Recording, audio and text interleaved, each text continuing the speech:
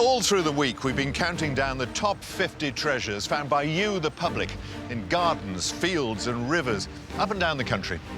From slave shackles to Viking silver, from golden coins to World War I medals, all these extraordinary objects are helping us to jigsaw puzzle together the story of Britain. Together with a panel of experts from the British Museum and the Council for British Archaeology, we've sifted through almost 1 million of your finds. But it's the top 10 that caused the biggest argument.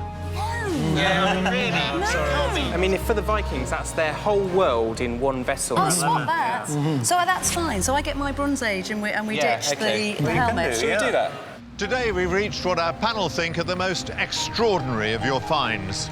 And throughout this programme, we'll be counting down to our #1 secret treasure.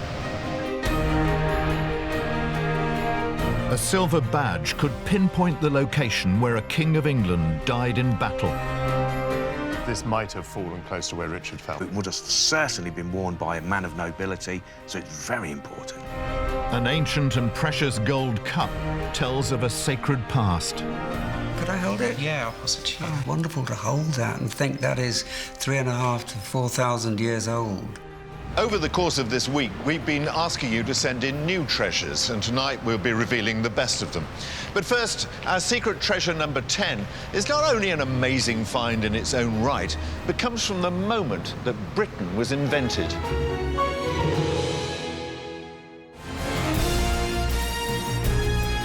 On the 6th of January 2007, engineer David Whelan and his son saw something glinting in the ground in a field in the Vale of York near Harrogate. Digging around, what they discovered amazed them. They found a silver pot filled with treasure. This was one of the largest hoards of Viking treasure ever discovered in Britain. 617 silver coins, brooches, necklaces and bars of silver. It was valued at just over £1 million and bought jointly by the Yorkshire Museum and the British Museum. John Sargent investigates. Some of the greatest treasures in the world have ended up here. Extraordinary, priceless treasures. And I'm here to see a very special collection. So, this is the Viking hoard? Yes. It's the biggest and most important Viking hoard found in this country for over 150 years. Oh, wow, that's terrific. What's fantastic about this is we've got the whole of the Viking world in one cup. We've got coins from as far away as the Middle East and Central Asia. This little piece of silver here, that's come all the way from Russia. These fabulous objects of Vikings' loot could have been gained from violence, raiding or trading. One coin in the hoard depicts the Vikings' chief English foe. You can read that it says here, Athelstan Rex to Bree. Right. Athelstan, king of all Britain. Athelstan was king of England from 925 to 939. Athelstan wasn't any old king. He turned a country split down the middle, half occupied by the Vikings, into England united, one kingdom for the very first time. The Vikings were banished, and as it says on the coin, Athelstan became king of all Britain. What's amazing is we can see the history of our country, the beginning of it, by looking at this hoard. We don't get finds like this every day. So this single coin is vivid testament to our first king and the moment that Britain became an independent state, which is why it's extraordinary that King Athelstan isn't far more famous. Even the abbey where he's buried doesn't seem grand enough for a great king. It is perhaps odd that we're not at Westminster Abbey or even maybe in the grounds of Windsor Castle. We're at Malmesbury in Wiltshire, the final resting place of King Athelstan. Appropriately, Malmesbury is the one place in Britain where Athelstan's memory is still alive. It's thanks in part to a gift of his land to the people here 1,000 years ago. Athelstan recruited men from this town to fight for him in a battle against the Vikings. For that, he gave them land. roughly 500 acres, and that's our heritage. And because of this, the people of Malmesbury still gratefully acknowledge Athelstan at a strange ceremony to swear in new freemen to the town. Turf and twig I give to thee, as free as King Athelstan gave to me.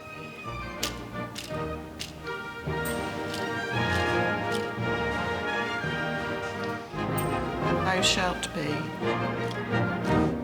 The ancestors of people in Malmesbury fought alongside Athelstan, and it's because of their brave efforts that the worldly goods of one Viking may never have been reclaimed.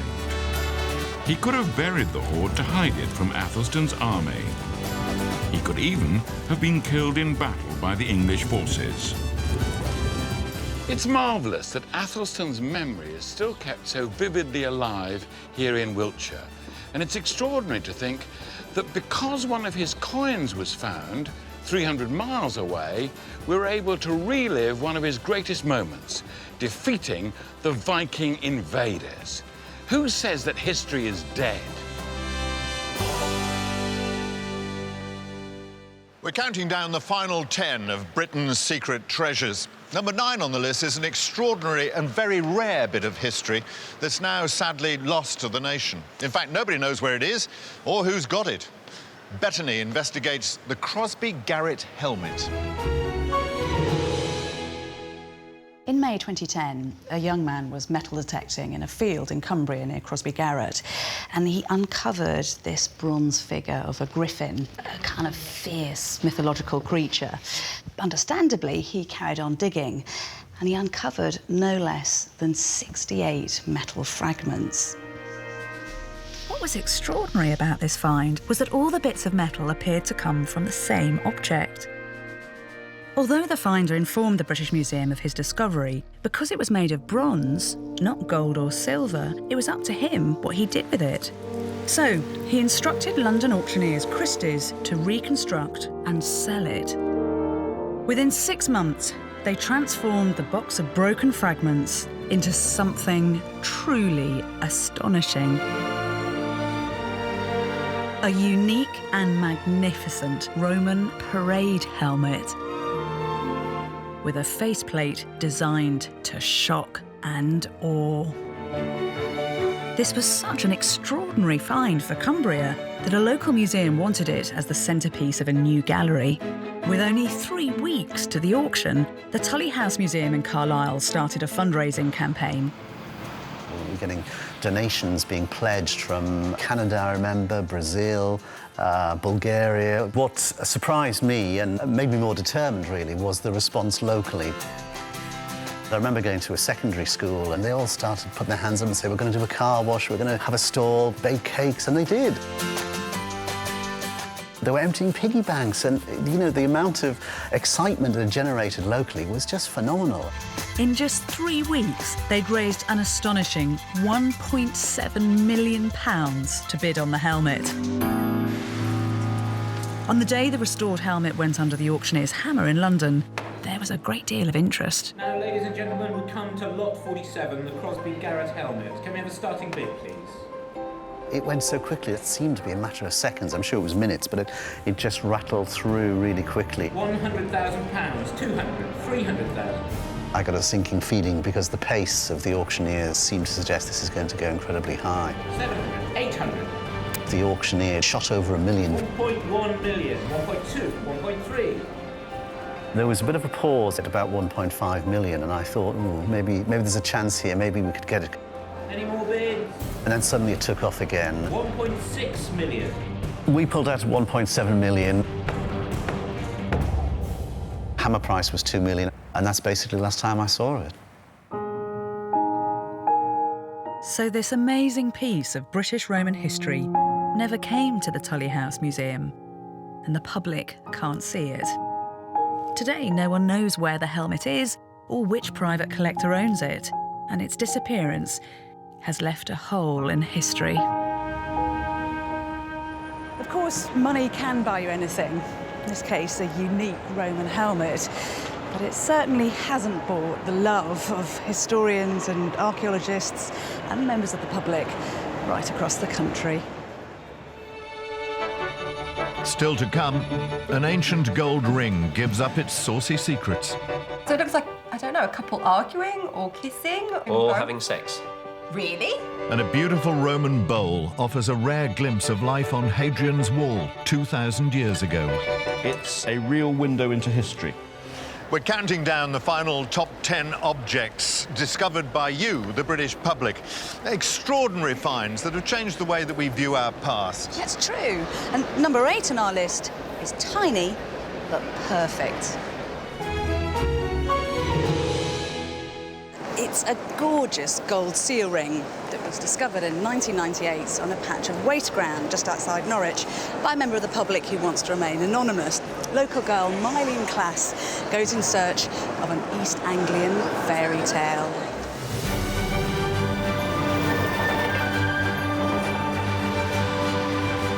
I've come back to Norwich, where I grew up, to meet the Castle Museum curator, Tim Pestle, and find out the story behind this tiny but beautiful seal that was once attached to a gold ring.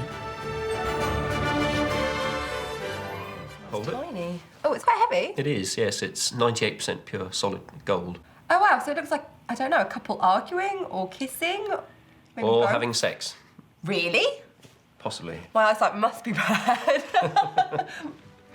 I didn't see that.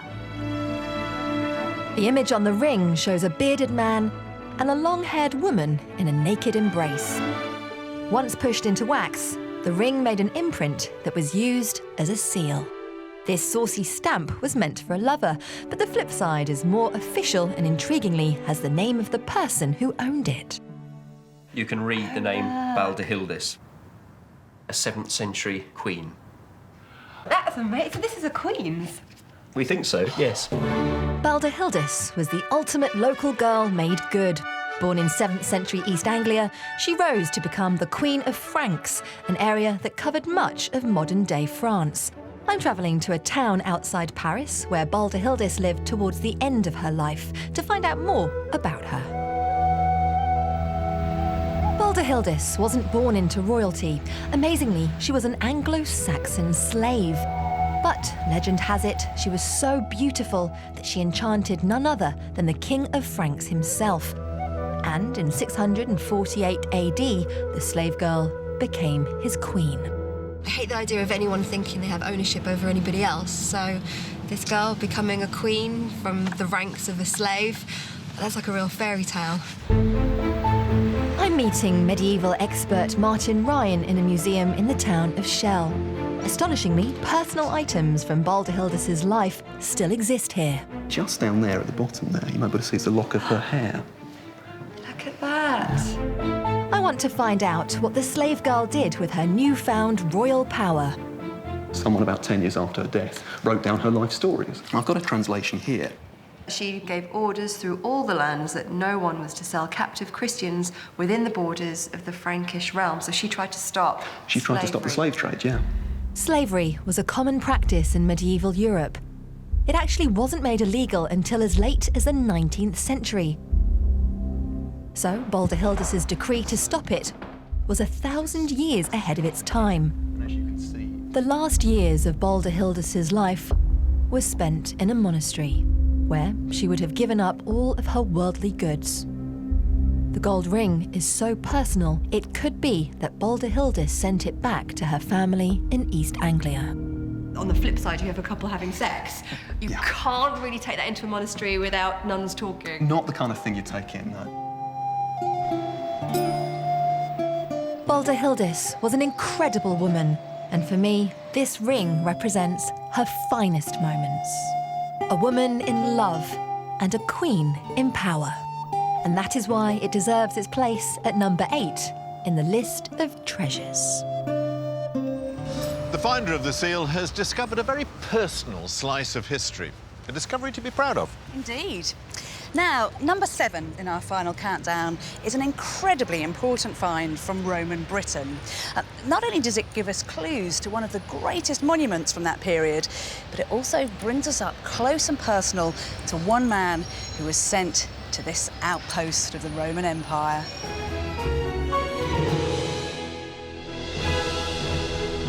In 2003, 2 metal detectorists were searching fields in the Staffordshire moorlands when they saw something in the ground they thought was a Coke can.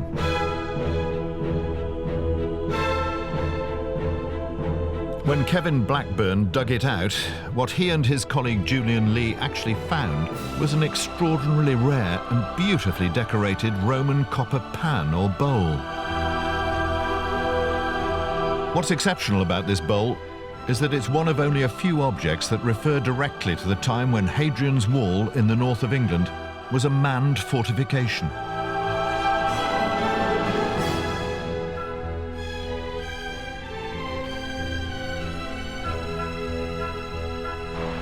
To find out more, archaeologist Helen Geek has come to the Tully House Museum in Carlisle, where the bowl is displayed, to meet the curator, Tim Padley.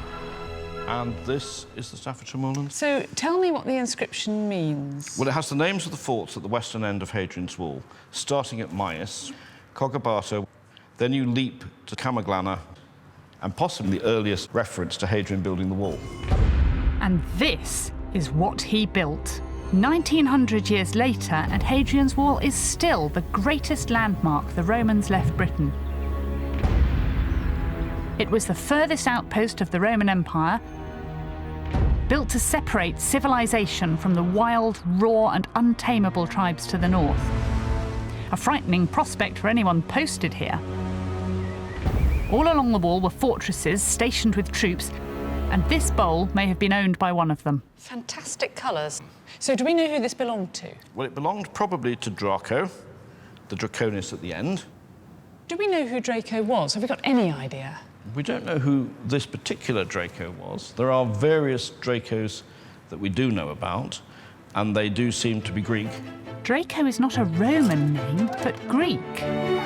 Greeks, like many who were conquered by the Romans, were enslaved and forced to work or become soldiers. Draco may have been brought to be stationed on Hadrian's Wall. The bowl is like a memento of where he served. It's like a wonderful piece of china. It's stamped Iraq, Afghanistan, Libya. You know, these are not romantic places. These are not beautiful places. These are just garrisons. And yet the pan is so lovely. After 25 years' service, soldiers conscripted from all over the empire were given citizenship. They became free men. So this beautiful object could represent an enslaved man's freedom, a moment when Draco could choose his own destiny. Maybe he married a local girl and settled down in Staffordshire, and that's why the bowl was found there, 140 miles from the wall. What I love about this object is that it gives us a really intriguing look at a soldier's life. They weren't all conscripts gloomily serving out their time in the Roman Empire's equivalent of Siberia. It's easy to underestimate the Romans' influence on Britain. It may well have been our ancestors' fear of them that led them to bury this next treasure.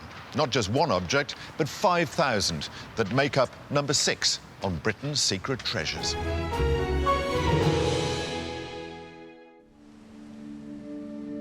Our next object was discovered in the Leicestershire town of Hallerton in 2000. I'm meeting retired teacher Ken Wallace to hear about his find. How did you find this hoard? I scrubbed the top of the soil with the tip of my boot. Not very scientific. No. Not the archaeologist in action. 2 Iron Age coins popped up, and you can tell they're Iron Age because they're saucer-shaped rather than plain discs. The site was littered with coins, so I was really just collecting the ones that were blatantly near the surface. The dig wasn't actually started until September the following year, which was done by Leicester University. What was discovered was no less than 5,000 silver and gold Iron Age coins from the 1st century AD. The vast majority of coins were Colretovi, which is the tribe of the Leicestershire area. However, almost every other tribe was represented by their coinage. But that was just the beginning, wasn't it? Oh, that was just the beginning, yes. Perhaps most bizarrely on the surface, about 400 to 500 pigs, or the remains of pigs, and the vast majority had their front forelimb missing. The bones of more than 300 slaughtered pigs each with the right front leg cut off. What was this place? One reason these extraordinary objects and the ritual pig bones might have been buried is because all the tribal chiefs came together to prepare for a new and frightening enemy. In 43 AD, the Romans began their second invasion of Britain. All the tribal leaders needed as much help as they could get. What we now think, based on this site, is they were all coming together on this hilltop to bury their gold and their silver together, to pray to their gods and to deposit their coins in the hope that the gods would look favourably on them. After the break, we'll be running down the country's final 5 secret treasures, including a coin that could reveal a completely unknown Roman emperor and a prehistoric golden cup. Oh, wow, look at that. It's so beautiful, isn't it? Up until now, most of our treasures have told us what once happened. But the next one, a silver badge in the shape of a boar, discovered in 2010 by the university lecturer Carl Dawson, could pinpoint where the last King of England to die in battle actually fell. Who better to investigate than the ex-Defence Secretary, Michael Portillo.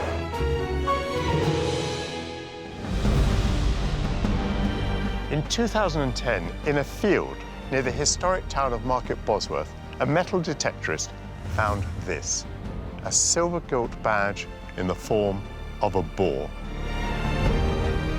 The location of the boar badge in central Leicestershire was close to where the historic Battle of Bosworth was fought on the 22nd of August, 1485. Henry Tudor faced King Richard III to decide who was to rule England. It was a battle that lasted just a few hours before Richard was killed.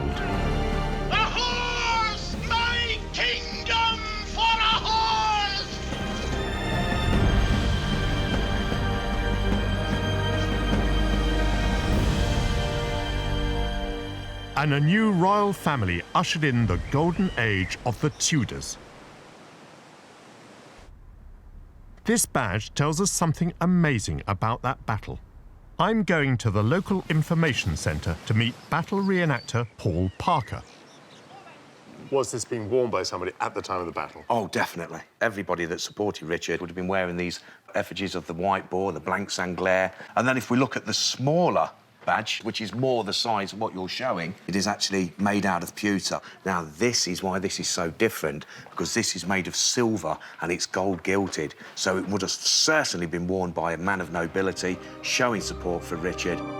If the silver boar badge was worn by one of Richard III's closest knights, he was probably by the king's side to the bitter, bloody end. So it may be that this rich and noble supporter of King Richard met his end close to where his king fell. Most certainly. So it's very important. The boar badge was found a few yards behind me. So this could be the very spot where Richard III fell. But that brings up a real conundrum, because this field is 2 miles away from the visitors' centre, the official location where the battle was believed to have happened. Hundreds of thousands of school children and tourists and battle reenactors flocked here like pilgrims. But the discovery of the boar badge suggests that they've been led up the garden path to the wrong field. The reason this simple silver badge deserves to be number 5 on the list is because it could be one of the most significant clues to where a royal dynasty fell one fateful day 500 years ago. It's really fascinating to think how objects found by members of the public can change our knowledge of such important moments in history. But our next item at number 4 on the list is slightly different in that this one actually makes history itself. When someone finds a hoard of coins like these, they're brought here to the British Museum's Conservation Department to be cleaned. When the Chalgrove hoard of 5,000 coins from Oxfordshire was being treated, an eagle-eyed conservator spotted one little coin that was completely unexpected. It dated from the 3rd century AD, and it would rewrite the history books.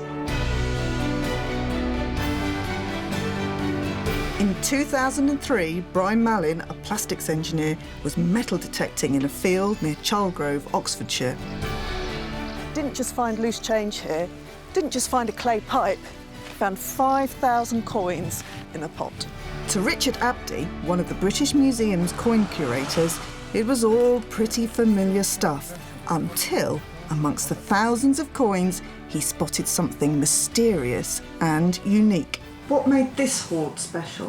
What came up was someone that looked very similar initially, and you might be able to see what's different is the name above the head. If you imagine Domitianus. Domitianus. Richard had never heard of the Emperor Domitianus. He consulted his coin Bible and made an amazing discovery. Domitianus turns up here. Domitianus, a coin of doubtful authenticity, was found. Another Domitianus coin found in 1907 was dismissed as of doubtful authenticity. In other words, a forgery, because no one had ever heard of Domitianus before. But the discovery of the new coin could prove that Domitianus was a real Roman emperor. However, that 1907 coin was found in France.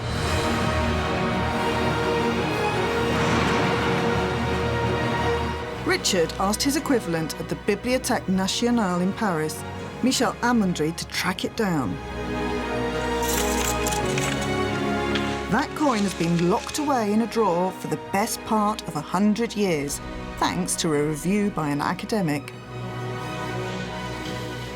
After the discovery of the coin in 1907, there was an Italian scholar, Lanfranchi, who wrote an article without seeing the coin, saying that the coin was a forgery. Until now, Domitianus had been considered as mythical a character as King Arthur. If it could be proven that both coins came from the same Roman mint, even better, cast from the same die, the French and British coins could prove the existence of Domitianus himself, a previously unknown Roman emperor. Now, for the first time ever, the two coins are going to be brought together and compared side by side. Michel has come to Oxford's Ashmolean Museum to meet Roger Bland, former curator of coins at the British Museum and head of the Portable Antiquities Scheme. So, gentlemen, are we going to see these coins side by side? I think we should. I think.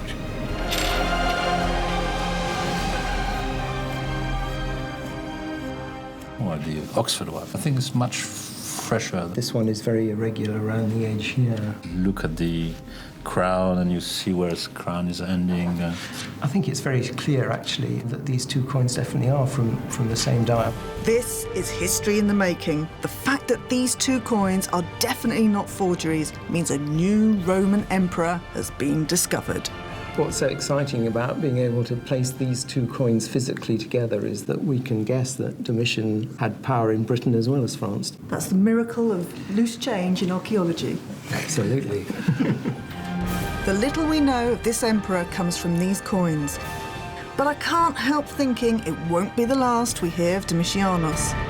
The Ashmolean Museum acquired the hoard for £40,000.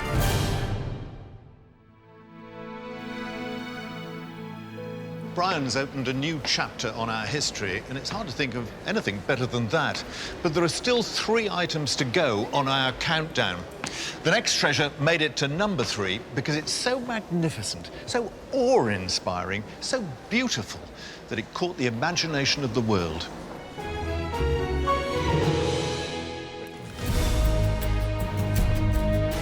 The Staffordshire hoard is one of the most famous and stunning troves of Anglo-Saxon gold.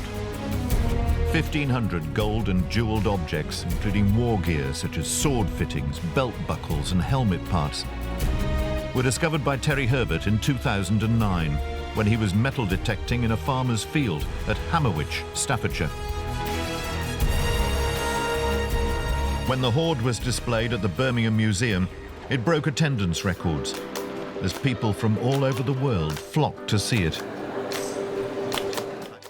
And when Birmingham Museum and the Staffordshire Potteries Museum needed to raise the money to buy their most important local treasure, the public answered. We had 4 months to raise £3.285 million. But the general public themselves put their hands in their pockets and raised something over 900,000, which is incredible. The reason this is Britain's number 3 treasure is because it sheds a beam of light on a period of history we knew very little about, and was a truly amazing find. Coming up, the final contenders for Britain's number 1 secret treasure.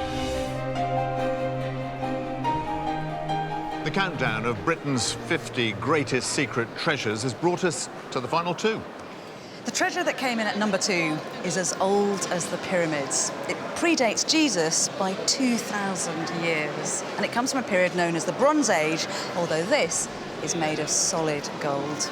To find out more, William Roach has gone on a journey of spiritual discovery.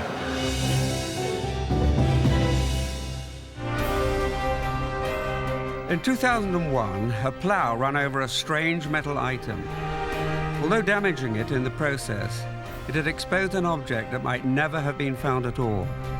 3,500 years ago, a craftsman from an era known as the Bronze Age fashioned a precious golden object with nothing other than simple tools. The end result was astonishing.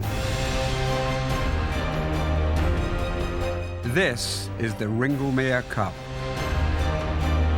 It was discovered in a farmer's field in Kent by a retired electrician, Cliff Bradshaw.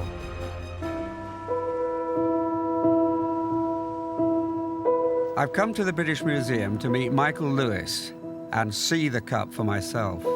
Well, this is the Ringlemere Cup. It's kind of a corrugated design with a kind of a rounded base at the bottom. Could I hold it? Yeah, I'll pass it to you. Oh, thank you. It's wonderful to hold that and think that is 3,500 to 4,000 years old. You don't know whether it was a druidic thing or... We know really very little about the period. Obviously, there's no kind of written records from this period of time. The idea is that it's a high-status object. It's in a pretty mangled state, isn't it? So do you have an idea of what it would have looked like in its purer state? Well, I've got a recreation here I can show you.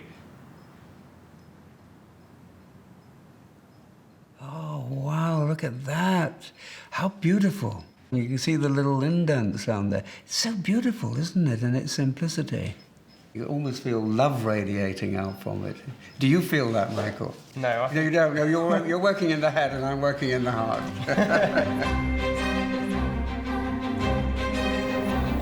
To get to the bottom of what this strange, beguiling cup was used for, I'm meeting archaeologist Keith Parfitt in the field where it was discovered.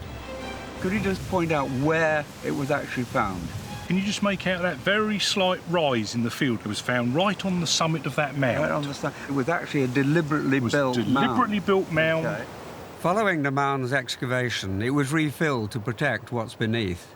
So what actually is under that mound? What we found is that it's enclosed by this huge, great ditch, nearly 6 feet deep, and enclosing an area of about 150 odd feet. Right in the middle of the ditched enclosure, we came across this pair of L-shaped trenches containing the remains of decayed wood. It's some sort of central timber shrine. What the discovery of this cup had revealed was an ancient religious place of enormous importance. A wooden henge that was a distant cousin of Stonehenge. If Stonehenge is a cathedral, we could see this more on a par with a local parish church. Yeah, that's a very good way of putting it. And the final act on the site seems to be to dig a pit in the top of that mound and bury the gold cup. So the cup had actually been deliberately buried. It isn't something that got lost and forgotten. It had been buried. That's very interesting. It is. Could it be that a priest stood on that mound to preach, and maybe that gold cup featured in the ceremony somehow? It's funny to think that the lips of our ancestors touched this sacred cup. Cups like this have been at the centre of spiritual rituals throughout the ages. I'm heading to the wooden henge's modern-day equivalent, the nearby parish church, to try and understand how the cup was used. Right, this is the Ringlemere gold cup, which you've no doubt heard about, that was found just down the road. I don't think it's decorative, because you can't put it somewhere and leave it, otherwise it will fall over. Fall over, it's got a round bottom, yeah. The round bottom. Yeah. The nearest thing is a chalice, which is one of these. It has a direct relation to God, but it also has a relation to other people. So communion is communion both with God and the other people who are present. Yeah, the two things, that's interesting. If you have a cup like the Ringelmeer cup that you can't put down, and the implication is that once you start, you have to finish. And if it's passed around and everybody shares, then there is that same sense of developing community. I can see why a cup is at the heart of religious practice. It's an offering to each other, to your God. It sort of makes you feel a part of how your world works. I'd love to have been there when our ancestors buried it and to ask why. The gold cup is a great treasure because it not only led us to this place, but it also opened the door to us understanding what went on here. It was obviously designed to be used in some sort of communal ritual, definitely something of a spiritual nature. And what went on is something that just hasn't changed in 4,000 years. We're always looking to find the meaning and the great truths that underlie the mystery of our existence.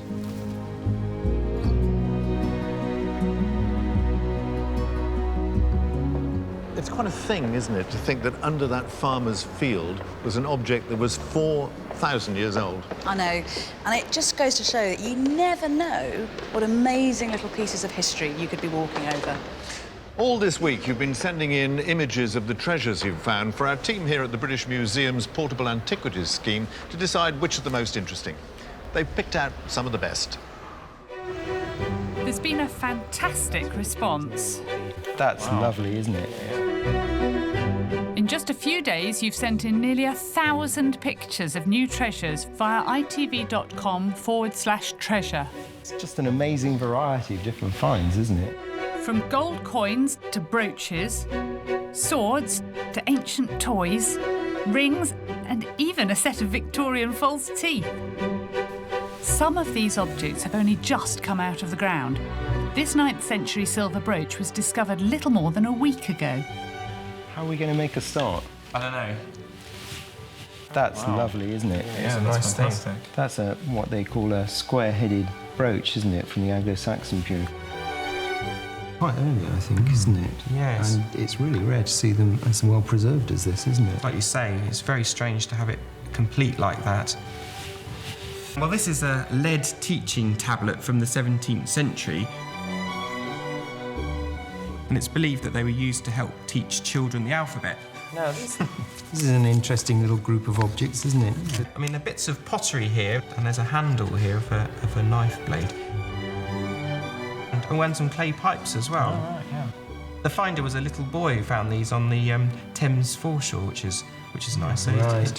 One item really intrigued them, though. Well, it's got an inscription on the back. Peace to you, Mark, my evangelist. That's the inscription they've got on the Cathedral of St Mark's in Venice. Oh, really? Yeah. What's this doing in a field in Hampshire? It's amazing, isn't it? Yeah.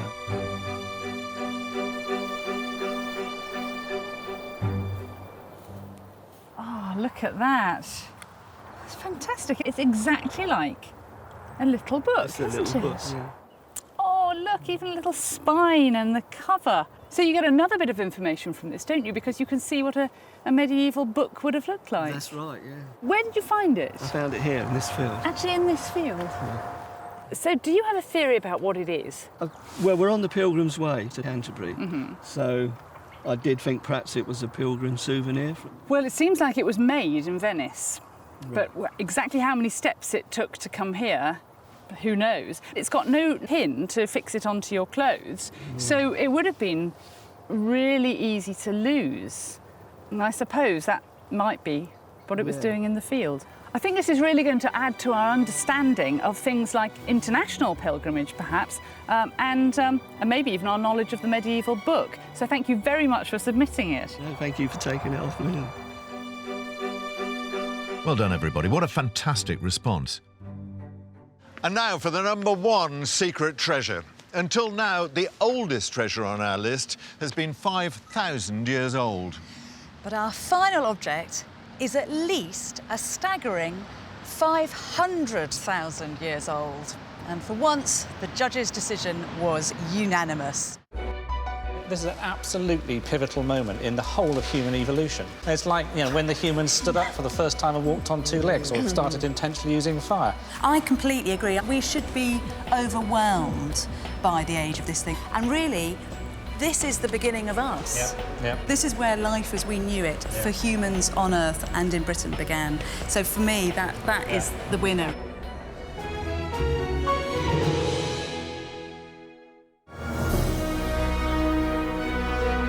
The #1 treasure was found on the east coast of Britain, on the Norfolk shoreline around Haysborough.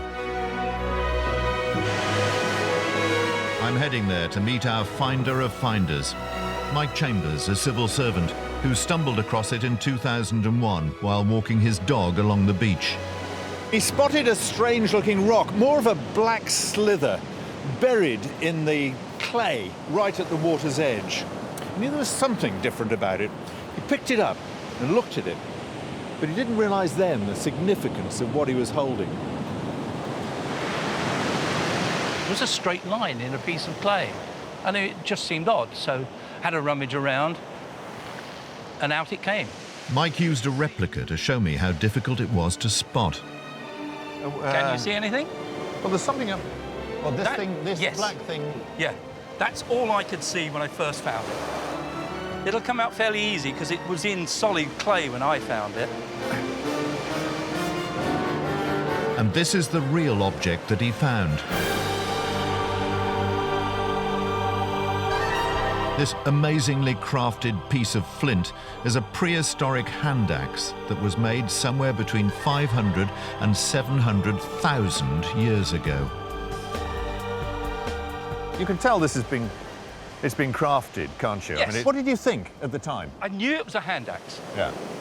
But the last person that touched that, what was he like? Who was he?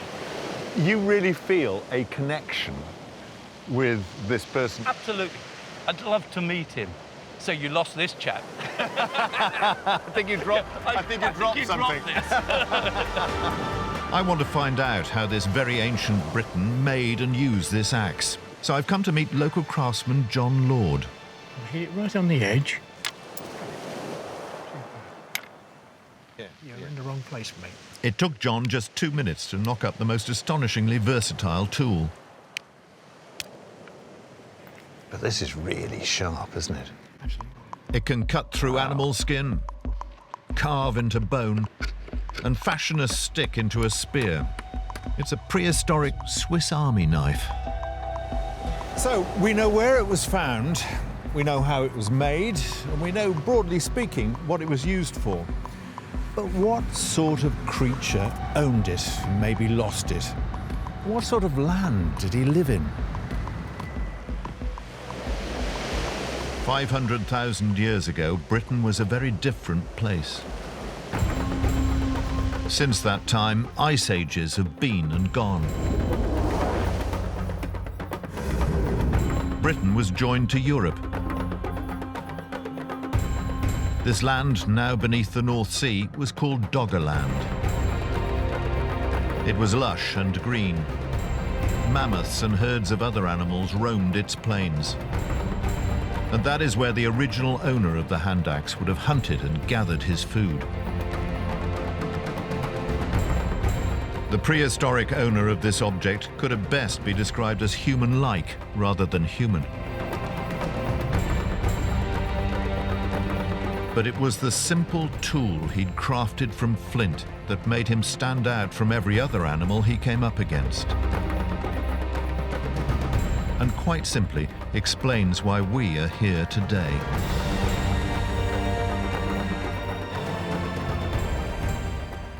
The reason that this is Britain's top secret treasure is that it changes what we thought we knew about ourselves. We've been here far longer than we ever imagined. When it was found, this flint tool showed us that Britain had been inhabited for 100,000 years longer than we thought before. And that staggering knowledge is down to this extraordinary and beautiful object. So those are our top 50 treasures as discovered by the British public. It just shows you how much history there is still waiting to be uncovered. What will you find in the future? Goodbye. Goodbye.